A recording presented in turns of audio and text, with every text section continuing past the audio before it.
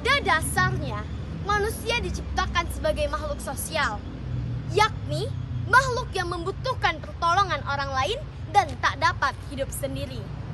Dikatakan demikian karena manusia memiliki dorongan untuk berinteraksi dengan manusia lainnya. Dari kita lahir sampai kita masuk ke liang lahat pun, la ilaha illallah, la ilaha illallah, la ilaha illallah, Muhammadur Rasulullah. Kita membutuhkan pertolongan orang lain. Kita ini bagaikan bunga dengan lebah. Kita ini bagaikan burung bangau dengan kudanil, saling membutuhkan, saling membentuk simbiosis mutualisme agar bisa bertahan hidup. Namun, di setiap kehidupan pastilah banyak sekali perbedaan, karena Allah Subhanahu wa Ta'ala menciptakan manusia bersuku-suku, berbangsa-bangsa, bahkan beraneka ras.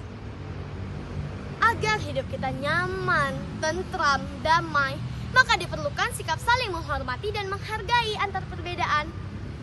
Seringkali kita ucap, seringkali kita dengar dengan istilah toleransi. Toleransi atau dalam bahasa Arabnya tasamuh adalah sikap akhlak terpuji di mana saling menghargai dan menghormati di setiap perbedaan yang ada. Dan titik tertinggi toleransi adalah toleransi antar umat beragama. Hadirin yang dirahmati Allah, toleransi beragama. Agama adalah pegangan hidup seseorang. Agama adalah keyakinan seseorang. Sehingga setiap orang lain itu memiliki hak untuk memilih keyakinan tersebut. Seperti penerapan Pancasila sila pertama, yaitu ketuhanan yang Maha Esa. Allah Subhanahu wa Ta'ala berfirman dalam Al-Quran surah Al-Baqarah ayat 256 yang berbunyi, A'udzubillahi minasyaitonir rajim. Bismillahirrahmanirrahim. La ikraha fiddin.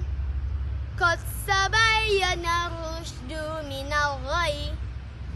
Faman ya'fur bit-taguti wa yu'min billahi faqad istamqa biturwakil wasqa. Lam fissamalah wallahu sami'ul alim. Yang artinya tidak ada paksaan dalam menganut agama Islam.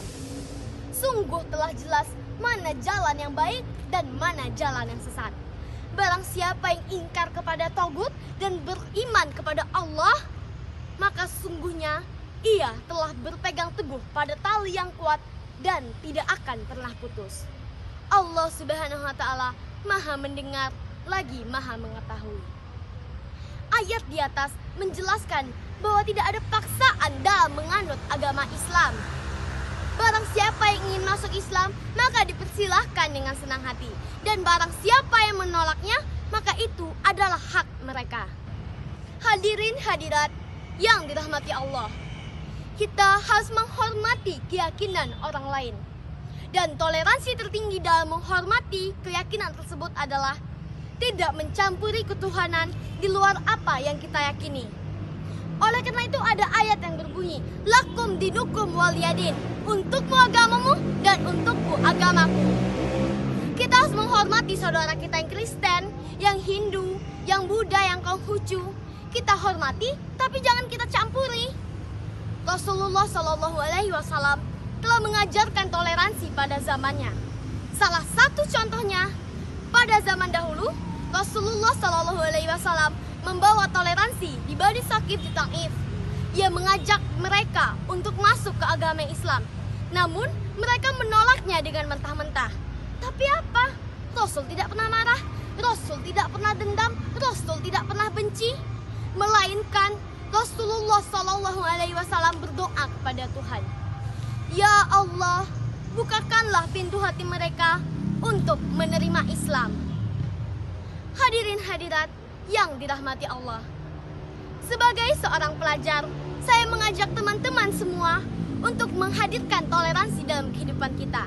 Tapi dengan syarat tidak mengurangi prinsip yang ada pada agama kita, agar terbentuknya penerapan Pancasila sila ketiga, yaitu Persatuan Indonesia. Kita dapat tarik kesimpulan bahwa begitu indahnya toleransi saling menghargai perbedaan yang ada, dan juga kita mengamalkan kisah Rasul. Dan yang beruntung bukan kita saja, melainkan seluruh Indonesia, karena semboyan negara kita Bhinneka Tunggal Ika. Sebelum saya akhiri ceramah kali ini, marilah kita bersalawat agar mendapat syafaat dari Nabi Muhammad. Salatullah, salamullah, ala toha rasulillah.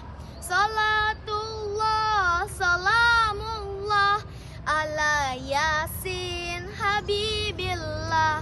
Bikin sambal pakai terasi, minta cabai sama si ayah. Hidup beragama harus toleransi, agar hidup berbahagia. Salatullah, salamullah, ala toha rasulillah. Salatullah, salamullah, ala yasin habibillah. Demikianlah ceramah pada saya pada hari ini. Semoga bermanfaat bagi kita semua. Jika ada kesalahan mohon dimaafkan. Wabillahi taufiq wal hidayah. Wassalamualaikum warahmatullahi wabarakatuh.